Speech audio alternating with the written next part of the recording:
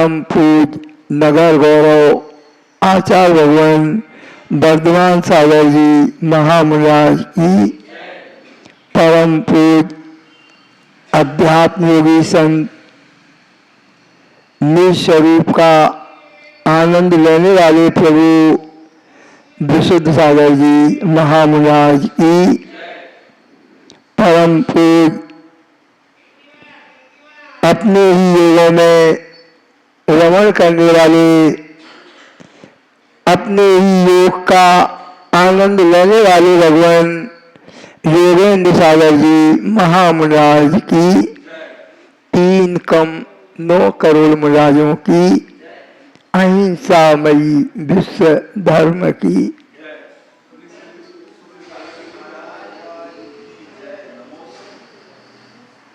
हे प्रभु, आनंद को देने वाले भगवान निज अल्पज्ञानी को ज्ञान का दान दो।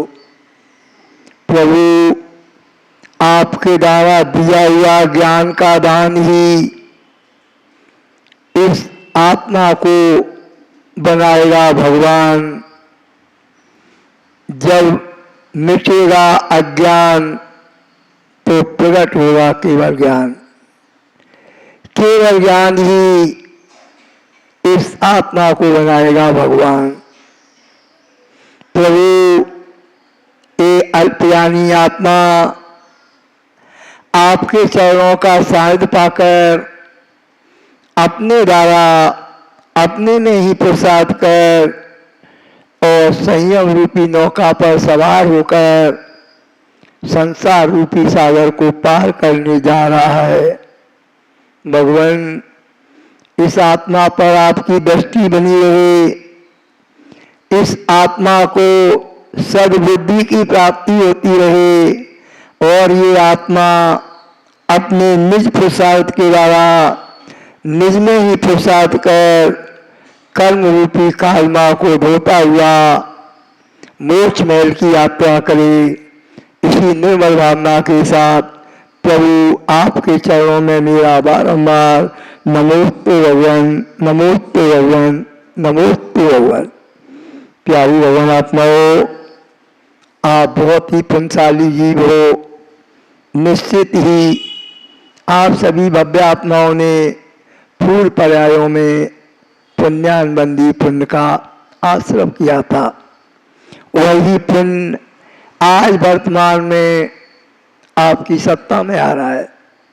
उसी पुण्य की ये महिमा है कि प्रातःकालीन की इस मंगल वेला में आप सभी भगवान आत्माओं को तीर्थंकर प्रभु की अमृत वाणी का आनंद प्राप्त हो रहा है। भगवान आत्माओं, यही आनंद आपकी आत्मा को परमानंद की ओर ले जाएगा। यही आनंद आपके अज्ञान का क्षय कराएगा। यही आनंद आपकी आत्मा में केवल ज्ञान भी प्रकट कराएगा और यही आनंद आपको सिद्धालय की यात्रा भी कराएगा। भगवान आत्माओं, आचार्य भगवान योगेंद्र देव स्वामी ज्ञानाम कुसुम ग्रंथ के माध्यम से भगवान की अमृतवाणी को आपके हृदय पटल पर पहुंचाने का प्रयास कर रहे हैं। और आज प्रभु क्या कहने जा रहे हैं? क्या कहने जा रहे हैं? साधना प्रभावना, साधना प्रभावना और भावना, ये 3 चीज एक ऐसी अमूल्य निधि है कि जिस जीव को प्राप्त हो जाए, संगीता जी क्या प्राप्त हो जाए? एक साधना प्राप्त हो जाए, एक भावना निर्मल हो जाए और एक प्रभावना हो जाए, तो इस जीव को महान बना देती है। इस जीव को भगवान भी बना देती है भगवान भी बना देती है और इस जीव को एक अच्छा इंसान भी बना देती है, इंसान बना देती है। चीज तीन ही है, एक भावना है, दूसरी साधना है, तीसरी प्रार्थना है। जब योगी की साधना बढ़ती है,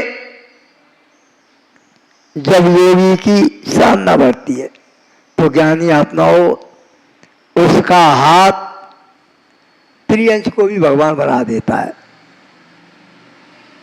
और भोगी की जब कामना बढ़ती है, भोगी की जब वासना बढ़ती है तो उसका हाथ एक जीव को चीखारी बढ़ा देता है, पीड़ा भी पहुंचा देता है।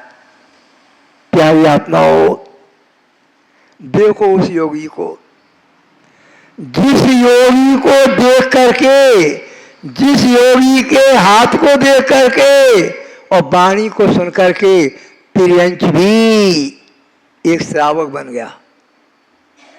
क्या बन गया गोदा जी?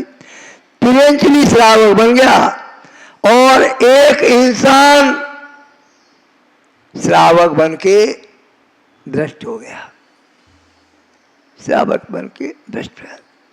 कैसी ये लीला है इस उपादान की, इस उपादान की। देखो एक जंगल में विचरण करने वाला सिंह, जो कि हिंसा ही जिसका काम, हिंसा की भावना, हिंसा की प्रवृत्ति, और जब दो मुनिराजों की वाणी सुनता है, दो मुनिराजों की वाणी, तो क्या कर रहा था? पंजा मार रहा था, पंजा मार रहा था। और जैसे ही दो मुनिराजों की वह वाणी निकलती है और कानों पे पहुंचती है, पंजा छूट जाता है और आंखों से अश्रुओं की धारा चालू हो जाती है। क्या थी ज्ञानियों? क्या थी? वो अदृश्य शक्ति थी जो कि छुपी हुई थी, वो अदृश्य शक्ति थी जो कि प्रभाव नहीं दिखा रही थी, प्रभाव नहीं दिखा रही थी। कब प्रभाव नहीं दिखा रही थी? जब वही जीव तीर्थंकर के समोसा में बैठा था, वही जीव, संगीता जी, वही जीव। कौन सा जीव? जिसके अश्रु धारा बह रही है, जीव वही था, पर्याय बदली हुई थी। गोरा जी, जीव वही था, पर्याय बदली थी। एक उत्कृष्ट पर्याय में और उपादान जागृत नहीं कर पाया, उत्कृष्ट पर्याय में। और निमित्त कितना बढ़िया, तीर्थंकर का निमित्त मिल रहा, और फिर भी देखो वह अदृश्य शक्ति जागृत नहीं हो पाई, जागृत नहीं पाई, और उस निमित्त को ठुकरा के निकल आया और उपादान जागा। वो अदृश्य शक्ति जब जागी तो एक योगी की वाणी सुनकर के जाग गई,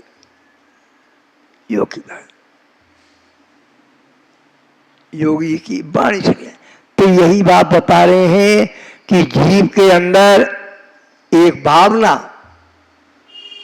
एक साधना, एक प्रार्थना, ये तीन चीज जब प्रवेश कर जाती हैं तो उस योगी का हाथ भी क्या हो जाता है? एक महान कार्य कर जाता है, महान कर जाता है। आचार्य भगवान विमल सागर जी का आपने नाम सुना होगा। ऐसा कोई जीव नहीं गोरा जी जो उनको न जानता हो, ऐसा कोई जीव नहीं जो उनकी भावना को न जानता हो। मालूम है, जब वो थे संगीता जी तो लोग इंतजार करते थे कब उनका आशीर्वाद मुझे मिल जाए। आशीर्वाद पाने के लिए लाइन लगती थी, क्या किसका आशीर्वाद था? उस साधना का आशीर्वाद था। वो ही विमल सागर जी जब बाल अवस्था में थे, शिशु अवस्था में थे, और उनकी माता शांत हो गई थी। क्या हो गई थी? माता शांत हो गई थी। कोई पालने वाला नहीं था, कोई पालने वाला नहीं था, कोई परिवार में नहीं था, कोई पालने वाला नहीं था, पर पालनहारा था। संगीता जी, कोई पालने वाला नहीं था पर पालनहारा था, पालनहारा था। और पालनहारे का निमित्त मिल गया तो बुआ जी के यहाँ पालन पोषण हुआ। किसके यहाँ पालन पोषण हुआ? बुआ जी के यहाँ पालन पोषण हुआ। बुआ जी भी इतनी नहीं संपन्न थी, तो वह बालक घर छोड़ करके और पढ़ने के लिए मुरैना आ जाता है। कहाँ जाता है? मुरैना आ जाता है। छह पसम अच्छा था, बुद्धि प्रखर थी, तो कुछ ही समय ने क्या किया, कई विद्याओं को प्राप्त कर लिया। कई विद्याओं को प्राप्त कर लिया, ख्याति फैल गई। मैंने क्या कहा? प्रभावना, साधना और भावना, ख्याति फैल गई और अध्ययन भी अच्छा हो गया। तो क्या बन गए? पंडित नेमीचंद प्रतिष्ठाचार बन गए। पंडित नेमीचंद प्रतिष्ठाचार बन गए। पर पढ़ते थे, अध्ययन करते थे, पुराना समय था, सुविधाएं नहीं थी। आज तो तुम्हारे पास बहुत सुविधाएं। क्या है? टिप्पणी मिल जाता बना हुआ, कौन चूल्हे में मूड़ दे, है ना? कौन चूल्हे में मूड़ दे, बना हुआ मिल जाता। पर वह समय नहीं था। वह पंडित जी हाथ से खाना बनाते थे और विद्या अध्ययन करते थे। आपको एक बात यहाँ बताना है, इसलिए सारी बात बता रहे। विद्या भी, सरस्वती भी जब ही मिलती है संगीता जी, कुछ उसके लिए परिश्रम करना पड़ता है, उसके लिए कुछ मेहनत भी करना पड़ती है। आप कहो ऐसो आराम के जीवन में और हमको लक्ष्मी विद्या की प्राप्ति हो जाए, शक्ति की प्राप्ति हो जाए, तो नहीं होती है, नहीं होती है। उसके लिए भी गोदा जी कुछ छोड़ना पड़ता है, सुख छोड़ना पड़ते हैं और साधना में आना पड़ता है। किस में आना पड़ता है? साधना में आना पड़ता है। वह पंडित जी अध्ययन के बल से और साधना के बल से सिद्धियां भी मिल गई उनको, सिद्धियां भी प्राप्त हो गई और अध्ययनशील थे। छह समय अच्छा था तो कुछ आयुर्वेद भी पढ़ लिया तो वैद्य जी भी बन गए, पंडित जी भी हो गए, वैद्य जी भी हो गए, ब्रह्मचारी जी भी हो गए, सब कुछ हो गए। और क्या हुआ? वो साधना का प्रभाव था, भावना का प्रभाव था कि वो मिट्टी भी दे देते थे तो क्या हो जाती थी? औषधि बन जाती थी। क्या मिट्टी औषधि थी संगीता जी? मिट्टी औषधि थी? मिट्टी औषधि नहीं थी, उसमें जो भावना लगी हुई थी वो औषधि बन जाती थी। भावना लगी हुई थी वो औषधि का काम करती थी। आपने देखा होगा गोदा जी, बहुत से लोग दुनिया भर का द्रव्य खर्च कर देते हैं। किसके लिए? रोग को दूर करने के लिए। बड़े बड़े हॉस्पिटलों में जाते हैं, बड़े बड़े विशेषज्ञों के पास जाते हैं और कहते हैं जितना चाहिए उतना ले लो, हमारा आदमी ठीक हो जाए, कहते हैं। पर सब कुछ देने के बाद वह व्यक्ति ठीक नहीं होता, और किसी गुरु का आशीर्वाद मिल जाए, किसी की प्रभु की शरण में पहुंच जाए तो क्या होता है, सारा रोग ही निकल जाता है, रोग ही निकल जाता है। क्या चीज थी वहां पर कि करोड़ों का द्रव्य खरीदने के बाद भी वह रोग नहीं जा रहा था, और थोड़ी सी गुरु की शरण मिल गई या प्रभु की शरण मिल गई तो वह रोग चला गया। वह भी एक अदृश्य शक्ति थी, वह भी एक अदृश्य शक्ति थी। क्या हुआ, एक दिन वह पंडित जी खाना बना रहे थे, गीली लकड़ियां थी, धुआं आ रहा था और परेशान थे। इतने में एक माँ आती है। कौन आती है? माँ आती है। पंडित जी, मेरे बेटे की तबीयत बहुत खराब है, दवाई दे दो। संगीता जी, ऐसी स्थिति में तुम गुजर रही हो, आंखों से आंसू टपक रहे हो, धुआं आंखें खराब कर रहा हो और पेट में आग लग रही हो, और पहुंच जाए कोई तुम्हारे पास, संगीता जी फलाना काम कर दो, क्या लगेगा तुमको? अच्छा लगेगा? अंदर से कसाय उत्पन्न हो जाएगी, इधर काम भी नहीं हो रहा, हम तो वैसे ही परेशान हैं, ये परेशान करने और आ गया। वह माँ कह रही थी, पंडित जी बेटा बिलख रहा है, दवाई दे दो। पंडित जी मन में सोच रहे हैं, खाना भी नहीं बन रहा, धुआं भी परेशान कर रहा है, और ये माँ भी परेशान करने आ गई। माँ थोड़ी देर में आना, पंडित जी अभी दे दो, मेरा बेटा बहुत तकलीफ में है। उसे अपने बेटे की तकलीफ दिख रही थी, पंडित जी की तकलीफ नहीं दिख रही थी, पंडित जी की तकलीफ नहीं दिख रही थी।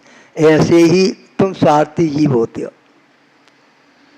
तुम अपनी समस्या देखते हो, अपनी समस्या देखते हो, योगी की साधना नहीं देखते हो, योगी की साधना नहीं देखते हो। साधना में क्या डालते हो? बाधा, बाधा डालते हो साधना में, बाधा।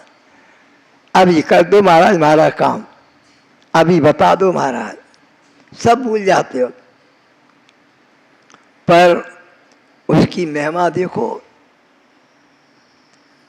उस साधक की महिमा देखो, इतनी मुसीबतों में होते हुए भी अंदर भावों में मलिनता तो आई, क्योंकि परेशान था, फिर भी उसने क्या किया, चूल्हे की राख उठाई और पुड़िया बना दी, ले जाओ पानी मिला के दे देना, पानी में मिला के दे देना। और वह राख औषधि बन गई। वह माँ उस राख को ले जाती है और बेटे को देती है, बेटा ठीक हो जाता है। पंडित जी खाना बना के और बैठी रहे थे, खा नहीं पाए, फिर आ गई दोबारा, फिर दोबारा आ गई। पंडित जी सोचते हैं ये माँ कितना परेशान कर रही है, अभी दवाई दी थी, अभी भोजन भी नहीं कर पाया, फिर आ गई। पंडित जी ने कहा अब क्या बात है बताओ। बोले पहले ही हमको तुम हाल दवाई दे देते, 1 घंटा परेशान नहीं करते, तो मेरे बेटे को 1 घंटा क्यों भी रखना पड़ता? आपने दवाई दी और मेरा बेटा ठीक हो गया। ज्ञानी अपनाओ, किसका प्रभाव था? उस साधना का प्रभाव था, उस भावना का प्रभाव था, उस भावना का प्रभाव था। कैसे प्राप्त हुई? कैसे प्राप्त हुई? तीनों चीजें कब प्राप्त हुई? जब तुम्हारी अदृश्य शक्ति जागृत थी तब। अदृश्य 3 दिन से विषय वही चल रहा है, प्रकरण अलग लगा रहे हैं, विषय एक ही है, प्रकरण है। यही बात बताने जा रहे हैं। क्या कह रहे हैं?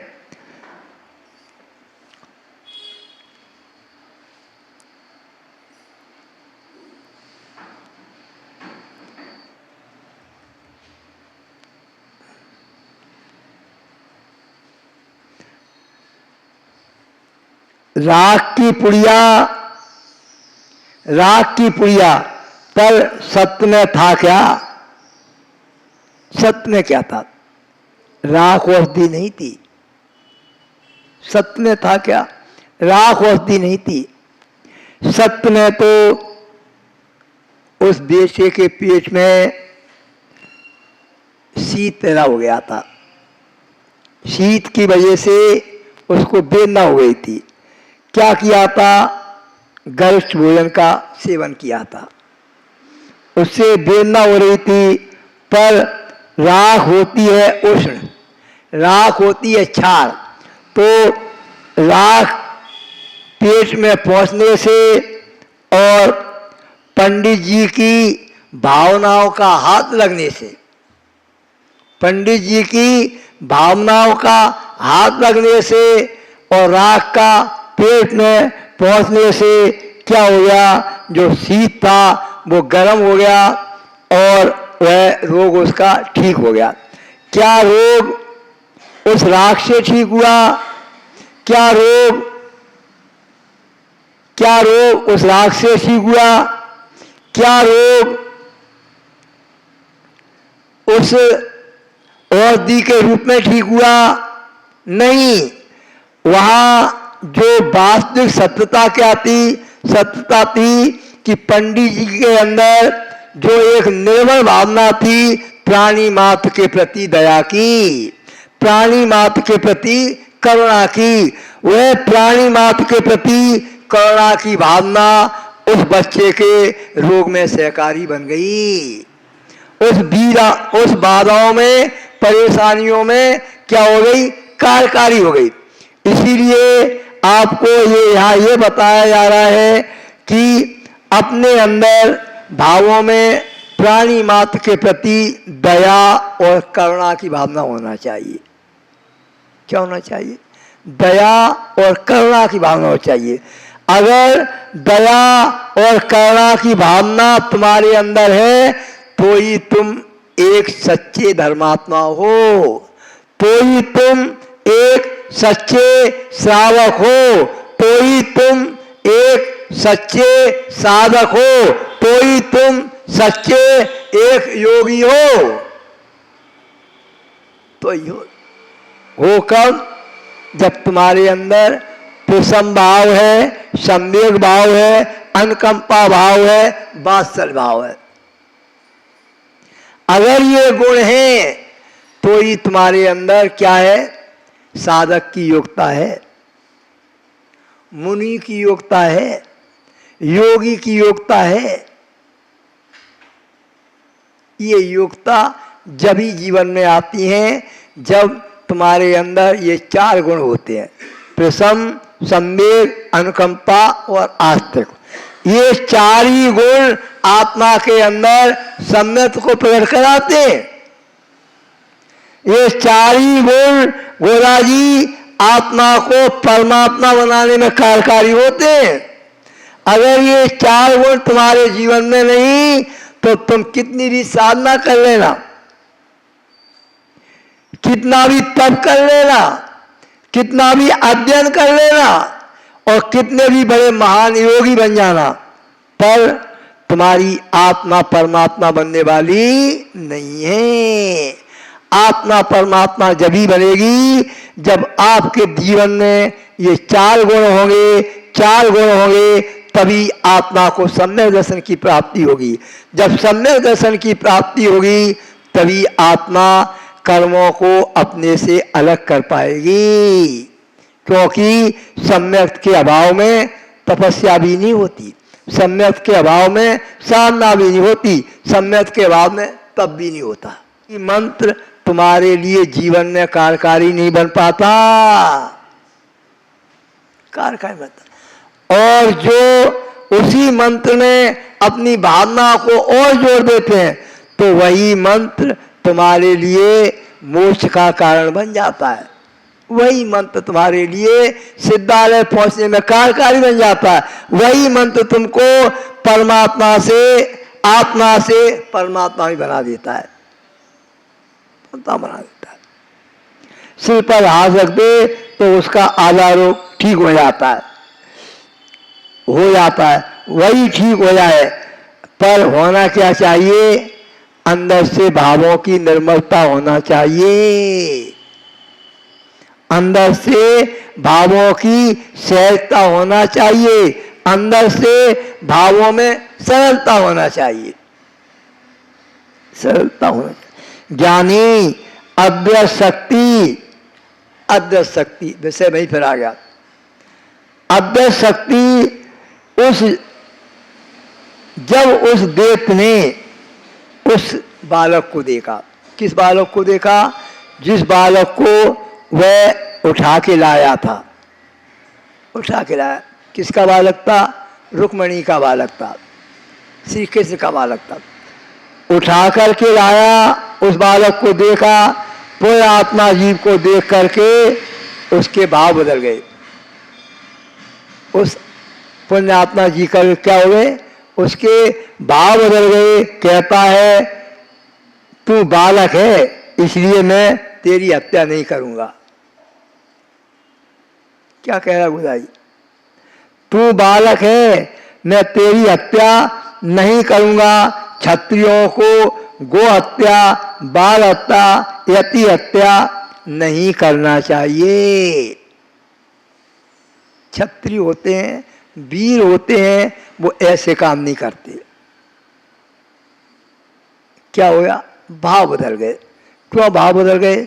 जबकि बैरी था पूर्व का, था बैरी की नहीं, पूर्व का बैरी था। भाव क्यों बदल गए? उस आत्मा की अद्वैत शक्ति उसकी दृष्टि में आ गई।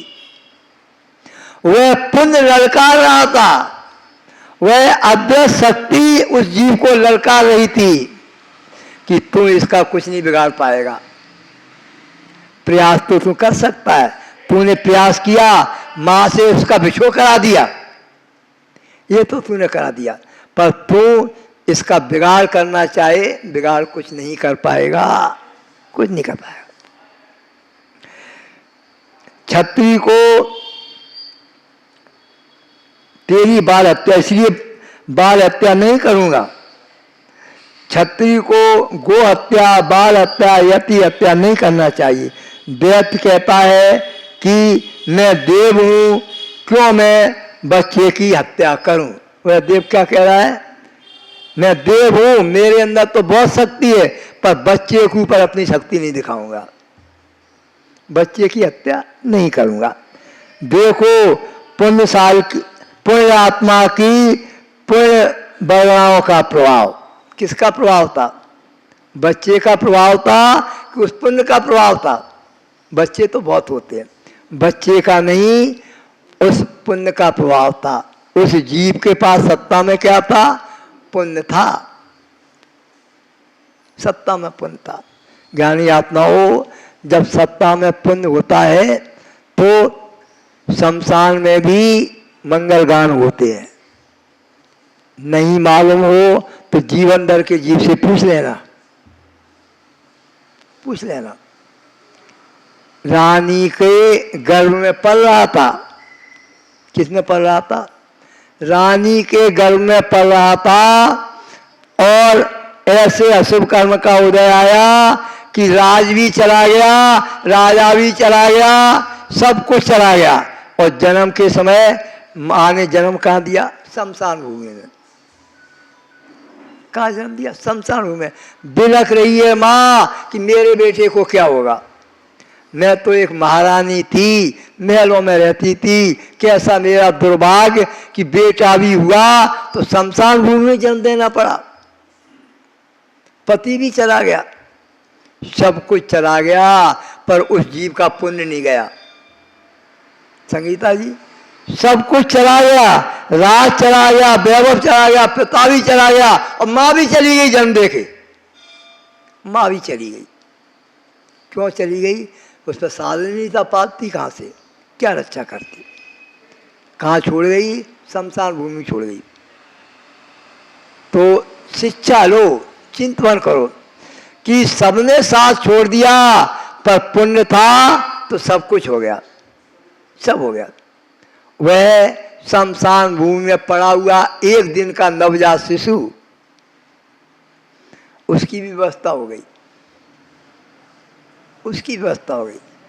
उसी दिन उसका जन्म और उसी दिन सेठ के पुत्र की मृत्यु, सेठ की पत्नी मृत्यु। और आता है संस्कार करने के लिए शमशान भूमि में, आया था संस्कार करने और देखा खिलते हुए बालक को, और बालक को अपने हृदय से लगा लेता है और पत्नी से कहता है जाकर के, गूढ़ जन्म हुआ है तेरे, गूढ़ गर्भ हुआ है, ये तेरा बालक है। कहाँ पालन हो रहा है? सेठ के घर में। जन्म कहाँ हुआ था? शमशान भूमि में। इसीलिए कहते हैं ज्ञानी आत्मा हो, अपनी अद्भुत शक्ति को जानो। पुण्य भी अद्भुत शक्ति है, दिखाई नहीं देती, उसका फल दिखाई देता है। पुण्य दिखाई देता है? अगर दिखाई देता बता दो कैसे आकार का होता है पुण्य? कितना बड़ा होता है, चौकोर होता है, गोल होता है, तिकना होता है, कैसा होता है पुण्य? दिखाई देता है क्या? पुण्य नहीं दिखाई देता, फल दिखाई देता है। तो वह क्या थी? अद्भुत शक्ति थी। उस अद्भुत शक्ति ने शमशान से उठा करके महल में पहुंचा दिया। उस अद्भुत शक्ति ने मारने वाले के भी भाव बदल दिए। उठा के क्यों लाया था? मारने के लिए, बैल लेने के लिए आया था। पर उस अद्भुत शक्ति ने क्या किया? उसके भाव भी बदल दिए। फिर भी क्या प्रयास करता है? ऐसा काम करूं कि मुझे दोष भी नहीं लगे और मेरा काम भी हो जाए। और क्या किया? उस खिलते हुए बालक को एक शिला के नीचे दबा करके चला जाता है। कहाँ चला जाता है? शिला के नीचे दबा करके चला जाता है। और उसी समय एक देव का विमान उधर से निकलता है। किसका निकलता है? देव का विमान निकलता है। और पुण्य की महिमा देव को उसी जगह विमान रुक जाता है। किस जगह रुक जाता है? जिस शिला के नीचे वो बालक दबा था, विमान रुक जाता है। सोचता है ये विमान मेरा यहाँ क्यों रुक गया? विमान को नीचे उतारता है, देखता है तो शिला कांप रही थी, शिला कांप रही थी। देखो पुण्य की महिमा, देखो उस अद्भुत शक्ति की महिमा, देखो इतनी भारी शिला और एक दिन का बालक, पर शिला कांप रही है, बालक का कुछ नहीं बिगड़ रहा। गोदा जी कुछ नहीं बिगड़ रहा। बालक का बिगड़ रहा था कि पुण्य का कुछ नहीं बिगड़ रहा था? पुण्य का कुछ नहीं बिगड़ रहा था। और जैसे ही उसने शिला को उठाया, देखा वह बालक मुस्कुरा रहा था। और तुम्हें रख दिया यार पटिया के नीचे, तो संगीता जी मुस्कुराई कि काम ही हो जाएगा पूरा, काम ही हो जाएगा पूरा। इसीलिए ज्ञानियों, विश्वास करो अपनी अद्भुत शक्ति पर, विश्वास करो मेडिकल वाले भैया अपने पुण्य पर विश्वास करो। काय के लिए पागल हो रहे हो? काय के लिए पागल हो रहे हो? रखकर चला गया। उसी समय एक विद्याधर विमान से जा रहा था, उसका विमान रुक गया। देखता है नीचे उतर करके शिला कांप रही है। वज्र विषभ संघनन के कारण इतनी शक्ति थी, शिला भी कांप रही थी। क्या कर रही थी? शिला भी कांप रही थी। ये शिशु की अद्भुत शक्ति की ताकत थी। उस जीव के अंदर क्या थी? अद्भुत शक्ति थी। संघनन उसका क्या था? पहला संग्रहण था, पहला संग्रहण था। कैसे मिल गया गोदा जी पहला संग्रहण? तुम्हें क्यों नहीं मिला? तुम पे तो बहुत पैसा था, इतना सारा पैसा था, तुम्हें नहीं मिला और उसको मिल गया। ज्ञानी आत्माओं, ये भी उस भावों की महिमा थी। उस जीव ने भी कभी इतनी विशुद्धि बढ़ाई थी, इतनी साधना की थी कि पहला संग्रहण मिल गया। ऐसे नहीं मिल गया तो समझते हो ऐसे ही मिल गया हो। संगीता जी, ये संग्रहण भी ऐसे नहीं मिलते, ये भी रिद्धियों और पुण्य की महिमा होती है। नहीं हर किसी को पहला संग्रहण मिल जाए, हर कोई चक्रवर्ती बन जाए, हर कोई नारायण बन जाए, हर कोई पृथनारायण बन जाए, ऐसे ही बन जाते हैं क्या?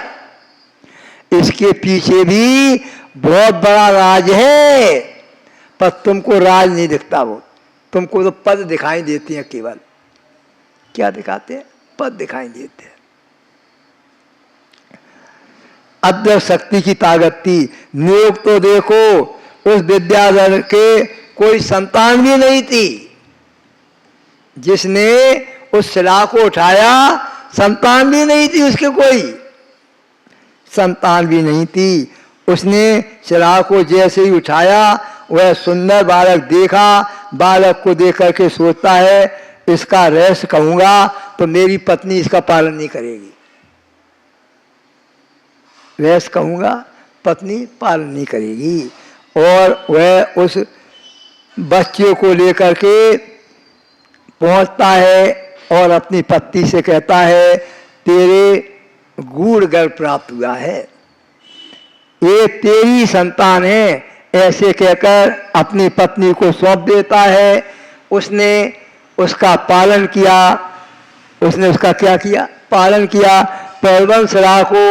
प्रबल कुमार को सरा के नीचे दबाने के बाद भी दैत्य शक्ति उसकी सांस को नहीं निकाल पाई। दबाया किस लिए था? समाप्त हो जाएगा जी, इसी दबाया था। क्या जिंदा रखने की दबाया था? समाप्त होने की दबाया था। पर शक्ति उसके पास इतनी थी, पुण्य इतना थी कि प्रयास करने के बाद भी उसकी कामना पूरी नहीं हुई। किसकी? जो अपनी इच्छा पूरी करना चाहता था।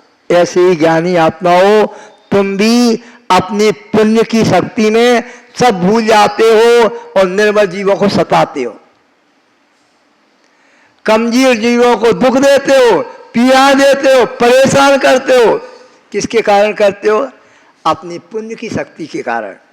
मेरे पास सब कुछ है, मैं तुमको ऐसा कर दूंगा, मैं तुमको ऐसा कर दूंगा, तुमको रहने नहीं दूंगा, तुमको जीने नहीं दूंगा। ये तुम क्या कर रहे हो? अदृश्य शक्ति का दुरुपयोग कर रहे हो। संगीता जी, अदृश्य शक्ति का दुरुपयोग कर रहे हो, निर्मलों के ऊपर प्रयोग करके। अगर अदृश्य शक्ति का सदुपयोग करना है तो संयम धारण करो, उसमें लगाओ अपनी शक्ति, तो क्या होगा? कर्मों का क्षय होगा, और कर्म का क्षय होगा तो तुम्हारी आत्मा परमात्मा बनेगी। दूसरों पे शक्ति लगाने से परमात्मा नहीं बनेगी। संगीता जी, बन जाएगी क्या? दूसरों पे अपनी शक्ति का उपयोग करोगे तो नरक आत्मा बनोगे, नर आत्मा बनोगे, परमात्मा नहीं बनोगे। ध्यान रखो। अभी अहंकार में अंधे जरूर हो, तुमको नहीं दिख रहा। अभी तुमको दिख रहा है मैं सब कुछ कर सकता हूं, मेरे पास सब कुछ है, तन है, बल है, धन है। पर सब कुछ होने के बाद भी कर्म को नहीं बचा सकते हो। मेडिकल वाले भैया, कर्मों को नहीं बचा सकते हो। अगर तुमने अपने पुण्य का दुरुपयोग किया तो ध्यान रखना, दुर्गति में निश्चय जाना पड़ेगा। नहीं, देख लो उस नारायण श्री कृष्ण को, कितना बलशाली था, आज कहाँ पड़ा है? कहाँ पड़ा है? क्या था? केवल पुण्य का दुरुपयोग था, केवल पुण्य का दुरुपयोग था। उस रावण से पूछ लो, क्या नहीं था उसके पास? क्या नहीं था? सोने की लंका है और 32,000 रानियां और 1,00,000 पुत्र, 1,25,00,000 नाती और सब भाई एक से एक ताकतवर थे कि नहीं? कौन सा भाई कमजोर था? सब ताकतवर थे। सब ताकतवर होने के बाद भी वो क्या हो गया था? उस अद्वैत शक्ति में अहंकारी बन गया था। अद्वैत शक्ति में पागल हो चुका था वो। इसी कारण से क्या हुआ? विनाश हो गया, सब विनाश हो गया। अगर सद्बुद्धि आ जाती, दूसरे की नारी को वापस दे देता तो क्यों सब कुछ होता? होता क्या? पर आती कहाँ से? आती कहाँ से गोदा जी? पहले ही बंद ऐसा कर रखा था कि अब दुर्गति होना ही थी, दुर्गति होना ही थी। इसलिए भगवान आत्माओं, अपने जीवन में हमेशा संभल के चलो, हमेशा संभल के चलो। ये पुण्य मिला है मतवाले होने के लिए नहीं मिला। पुण्य मिला है परमात्मा बनने के लिए मिला है। इस पुण्य को अहंकार में नष्ट मत करो, इस पुण्य को ममकार में मत करो, इस पुण्य को अपने आत्म कल्याण में लगा लो, इस पुण्य को साधना में लगा लो। अगर यही पुण्य साधना में लग गया तो फिर तुम परमात्मा भी बन जाओगे, और यही पुण्य कहीं विराधना में लग गया तो नरक में भी पहुंच जाओगे, नरक में पहुंच जाओगे। रोकने वाला कोई नहीं है तुमको। तुम कह पुण्य रोक ले, पुण्य किसी को नहीं रोकता। पुण्य नहीं बचाता तुमको नरक से, और पुण्य नहीं पहुंचाता तुमको स्वर्ग में। सुन लो, पुण्य नहीं पहुंचाता। तुम्हारा उपयोग नरक में पहुंचाता है, और तुम्हारा उपयोगी स्वर्ग में पहुंचाता है, और तुम्हारा उपयोगी मोक्ष में पहुंचाता है। पुण्य नहीं पहुंचाता। अगर संगीता जी पुण्य नहीं पहुंचाता तो पुण्यवान तो बहुत पड़े हैं। गोदा जी, पुण्यवान बहुत पड़े, तुमसे ही पुण्यवान पड़े हैं, फिर भी बिलख रहे हैं, फिर भी अंतशयन में दुर्गति के साथ जाते हैं। पुण्य क्या किया? पुण्य कुछ नहीं करता। क्यों नहीं करता? पुण्य तो जड़ द्रव्य है। पुण्य में बोलने की शक्ति नहीं, पुण्य में समझाने की शक्ति भी नहीं है क्या? न बोलने की शक्ति, न समझाने की शक्ति। ये शक्तियां तुम्हारे अंदर हैं, इन्हीं का नाम है अदृश्य शक्ति। गोदा जी, इन्हीं का नाम है अदृश्य शक्ति। ये सारी शक्तियां तुम्हारे आत्मा में विराजमान हैं। मिलेंगी कब? मिलेंगी कब? जब अपने विवेक को जागृत रखोगे तो, अपने विवेक को निर्मल रखोगे तो। अगर विवेक निर्मल है तो तुम्हारा ये पुण्य तुम्हें परमात्मा बना देगा। विवेक निर्मल नहीं तो पुण्य तुम्हें नरक में भी पहुंचा देगा, नहीं पहुंचा। यही बात इसमें बता रहे थे। क्या कह रहे हैं? जब श्वास तभी नहीं, हाँ, दबाने के बाद भी दैत्य उसकी सांस को नहीं निकाल सका। मित्र, ध्यान रखना, श्वास भी तभी निकलती है जब कर्म की पुड़िया की श्वास समाप्त हो जाती है। कौन से कर्म के? पुण्य के कर्म की पुड़िया समाप्त हो जाती है, तभी श्वास निकलती है। तभी श्वास भी तभी निकलती है जब कर्म की पुड़िया की श्वास निकल चुकी होती है। और जब तक पुण्य की सांसें चल रही हैं तब तक छीनने वाला प्रयास तो कर सकता है पर छीन नहीं सकता। छीनने वाला प्रयास तो कर सकता है पर छीन नहीं सकता है, लेकिन सांसें छीन नहीं सकता। उधर रुक्मणी रो रही है, बिलख रही है, और नारद जी सीमंदर स्वामी से पूछने विदेह में जाते हैं। कहाँ जाते हैं? पूछने के लिए विदेह में जाते हैं। हम किसके चक्कर में पड़े हुए हैं? नहीं, जाते हैं और पूछते हैं सीमंदर स्वामी से, हे नारायण कृष्ण, पूछते हैं कि नारायण कृष्ण का पुत्र कहाँ है।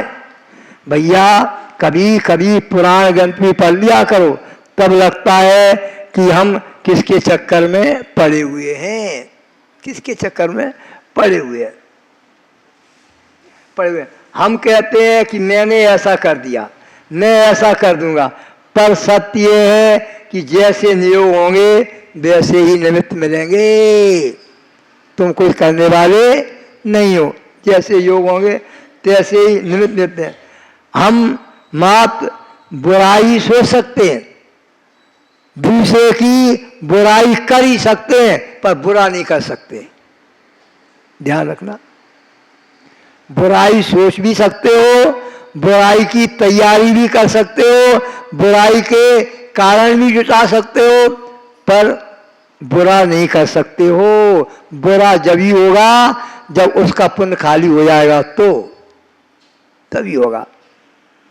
बुराई सोच सकते हैं, बुराई कर सकते हैं, पर हम कुछ कर नहीं सकते। तीर्थंकर की दिव्य देशना को सुनकर आए नारद जी आए 16 वर्ष बाद 16 विद्याओं से संपन्न होकर प्रद्युम्न कुमार नगर में प्रवेश करेंगे। ये किसने बताया?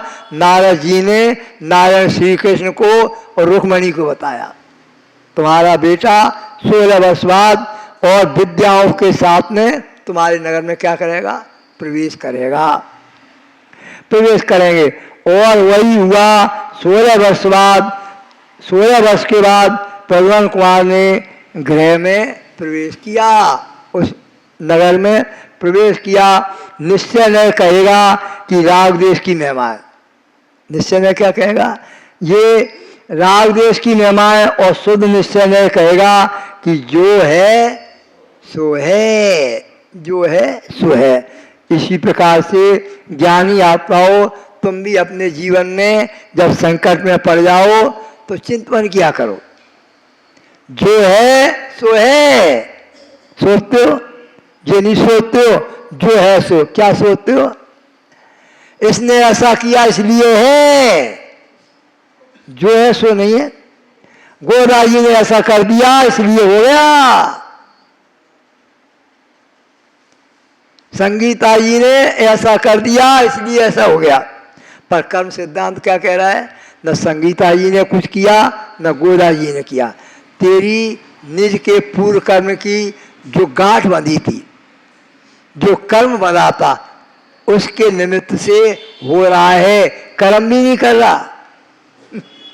ध्यान रखना, अगर सर्वथा कर्म को ही मान लोगे तो छूट नहीं पाओगे कभी। कर्म भी नहीं किया, जो तुम्हारे अंदर उपादान शक्ति थी वो जागृत हो गई, तेरा काम हो गया। अद्वैत शक्ति जागृत होगी गोदाई तो काम हो गया। जब तक अद्वैत शक्ति जागृत नहीं थी तब तक तुम भटक रहे थे, भटक रहे थे। जब तक उस जीव का काल चल रहा था तो क्या हुआ? बेटे का और माँ का वियोग रहा, और जब वो समय समाप्त हो गया तो वही बेटा बगैर पुरुषार्थ के अपने आप लौट करके घर आ गया, बिना पुरुषार्थ घर लौट। ऐसे ज्ञानियों, जब तक अशुभ का दिन चल रहे हैं तो तुम्हें वे कष्ट भोगना ही पड़ेंगे।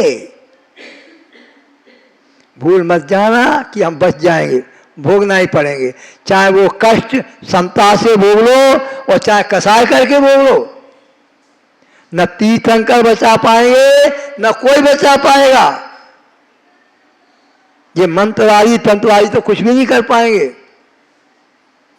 जब तीर्थंकर ने अपने उपसर्गों को नहीं बचा पाया तो मंत्रवादी तुम्हें बचा देंगे?